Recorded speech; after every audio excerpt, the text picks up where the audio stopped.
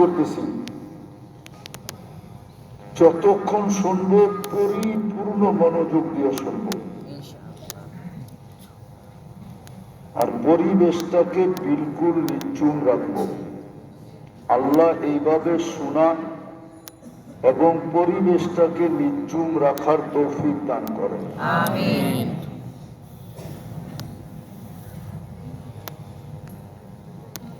দুনিয়ার কোনো বস্তুই যদি অনার্থক না হয়,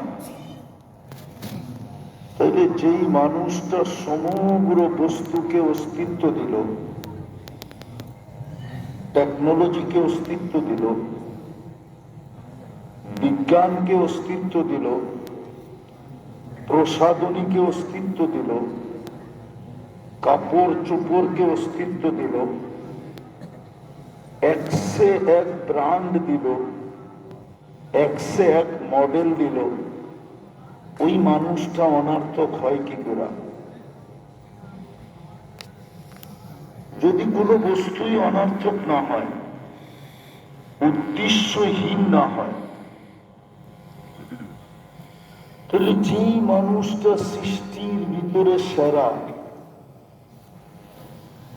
সৃষ্টির ভিতরে সবচেয়ে সুন্দর, সৃষ্টির ভিতরে সবচেয়ে সুন্দর গঠনের অধিকারী, ভালো মতে কিন্তু,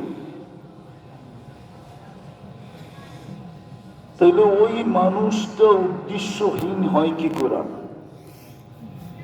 যেই মানুষটাকে পুরা দুনিয়ার আধিপত্য উঠায়া দিলেন, মালিক বানায়া দিলেন, নাইলে এই জমিন কার বাবার তৈরি? কে তৈরি করছে? তাহলে আপনি মালিক হলেন কোত্থেকে? মালিক বানাইছে বিদায় মালিক, ঠিক না?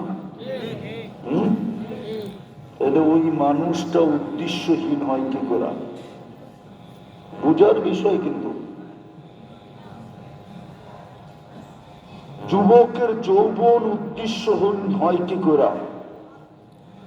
যেটা অমূল্য রত্ন। নারীর নারীত্ব উদ্দেশ্যহীন হয় কি করে? যেটার মূল্য দুনিয়ার কারো কাছে নাই। পুরুষের পুরুষত্ব উদ্দেশ্যহীন হয় কি করে? যেই পুরুষের পুরুষত্বের কোনো জুড়ি নেই। পুরুষের পুরুষত্বই যদি না থাকতো, তাহলে তো প্রথম রাত্রি ভেঙে যেত, ঠিক না? মনে হয় বোঝেন নাই। নারীর নারীত্ব যদি না থাকতো, ওর জন্য মাথার কান পায়ে ফেলে কে? পুরুষ যুবকের ভিতরে যদি যৌবনই না থাকতো, ও 14 তারিখে ফুল দিত কাকে, আর ওর থেকে ফুল নিতই বা কে? ঠিক না? তাহলে এটা উদ্দেশ্যহীন হয় কি করে?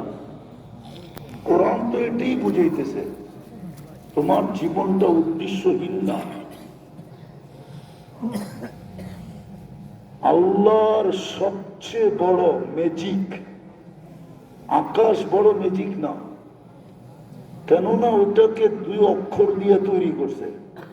যত বড়ই উঁচা হোক, এটা এত বড় ম্যাজিক না। কোন সৃষ্টি ম্যাজিক না, কেননা 2 অক্ষরে তৈরি, কোন ফাকান। মানুষই সবচেয়ে বড় ম্যাজিক, কেননা এটাকে কুদরতি হাত দিয়ে বানাইছে। সমগ্র সৃষ্টি ম্যাজিক যদি হইতো, তাহলে 6 দিনে জিবরিলও ম্যাজিক না, ও তো 6 দিনের ভিতরে কমপ্লিট। এই মানুষটা কমপ্লিট করছেন 10 মাস সময় নিয়ে। এটা হলো সবচেয়ে বড় ম্যাজিক, সবচেয়ে বড় জাদু। এই জন্যই তো 10 মাস সময় লাগছে। আরেকটা দেখাবো। আকাশের যেরকম কোনো কিনারা নাই, লম্বা পাশ কেউ জানে না। সারা দুনিয়ার চোখের ডাক্তারকে যদি সিলেটালারা ইনভাইট করে, আর সারা দুনিয়ার মিডিয়ালাদেরকে আনে, আর যদি চোখের ডাক্তারের কাছে জিজ্ঞাসা করে, শত শত বৎসর তোমাদের গবেষণা, এত বড় বড় শিক্ষিত তোমরা, বলো গবেষণায় কতটুকু গেলে আর কতটুকু বাকি, সারা দুনিয়ার প্রফেসররা বলবে গবেষণা করতেছি, এটার কিনারা কোথায় আমাদের জানা নাই। এতটুক জায়গার ভিতরে যিনি এই ম্যাজিক ফিট করতে পারছেন, এই ম্যাজিক এতটুক জায়গায় যিনি ফিট করতে পারছেন, কিনারাহীন একটা চক্ষু, অথচ আধা ছটা ওজন, তাইলে আপনার সৃষ্টিটা সবচেয়ে বড় ম্যাজিক হবে না তো হবে না কেন? এটা অনর্থক হয় কি করা? একটু বুঝি, কিন্তু যৌবনের জোয়ার বেশি দিন থাকবে না যুবক। কবির কথাই সত্য হবে, মিলে খাক जवानी ने बचपन ने बरसों खिलाया, जवानी ने मजनू बनाया। বাচ্চা যখন ছিলাম তো লুঙ্গি না পরলেও হইতো, মা সকালে উঠা বলতো তুই কোথায়, লুঙ্গি কোথায়? মনে হয় প্যান্ট শ্যান্ট তো আজকে আসছে, ঠিক না? কি আপনার ছোটবেলায় প্যান্টটা ছিল নাকি? লুঙ্গি কোথায়, তুমি কোথায়? জওয়ানি নে মজনু বানায়া, জওয়ান হইছে, যুবক হইছে তো মাতাল হয়ে গেছে। 31 নাইট আইলে একরকম, 14 তারিখ আইলে আরেক রকম। একা হাঁটলে একরকম, বন্ধুদেরকে সাথে নিয়ে হাঁটলে আরেক রকম, বাইকে চললে আরেক রকম, পিছে কেউ বসা থাকলে তো কোনো কথাই নেই। বাংলা তো বলতে পারি না, ঢাকায় বাংলা বুঝবেনও না আপনারা, নাইলে যুবক বইলা দিতাম, পুরা মালই মনে হয় মাথায় উঠা যায়। যৌবন বেশি দিন না, जवानी ने मजनू बनाया, बुढ़ापे आके फिर क्या क्या सताया। দেখাই দিলাম, রাগ হইলে করার কিছু নাই। বুড়া হওয়ার পরে তখন বোঝা যায় উঠতে কেমন লাগে, বসতে কেমন লাগে, তোমারও লাগবে। বিদায় তুমি উদ্দেশ্যহীন না, লম্বা করার সুযোগ নেই, আমার গাড়িও ধরতে হবে।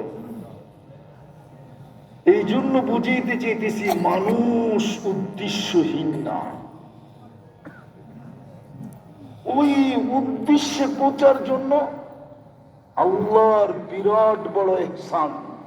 এই জন্যই কোরআন চিৎকার দেয়, আহসিন কামা আহসানাল্লাহু ইলাইক।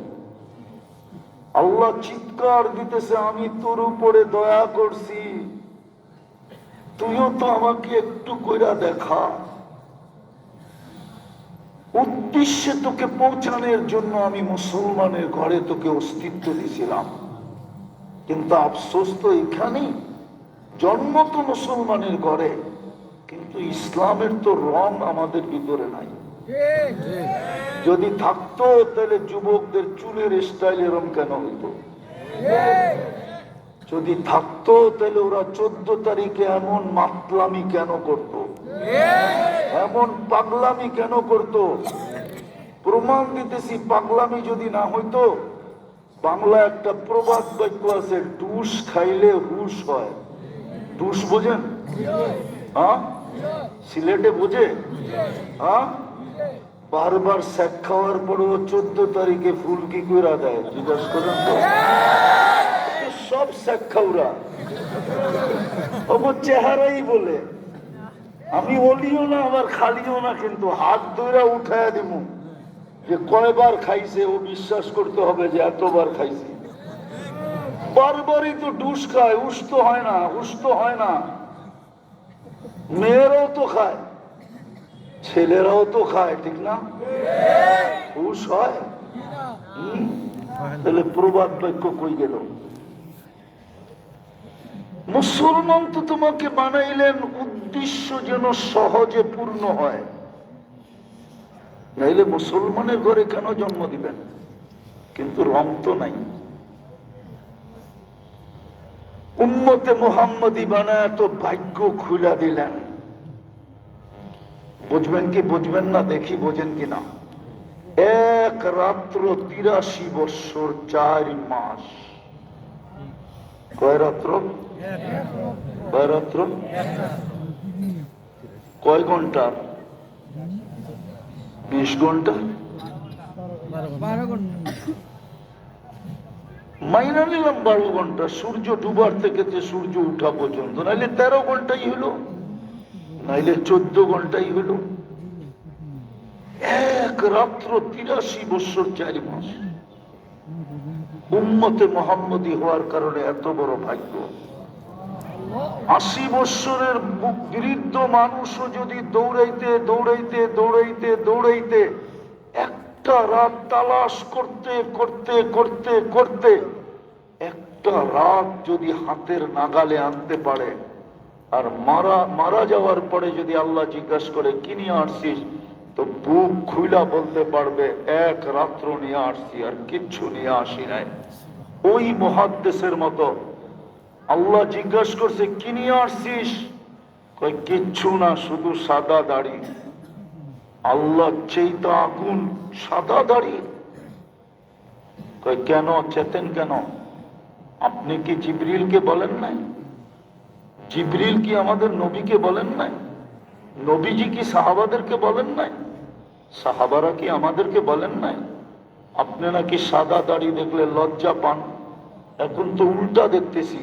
ইন্নাল্লাহা লা ইয়াস্তাহি জি শাইবাতিন শাইয়াবা ফিল ইসলাম, যে ইসলাম অবস্থায় দাড়ি পাকায় দিল, ওকে দেখলে আল্লাহ লজ্জা পায়। তো আল্লাহ হাইসা দিয়া বলতেছে সবাই সত্য বলছে, আমিও সত্য বলছি, তোকে মাফ করে দিলাম, যা।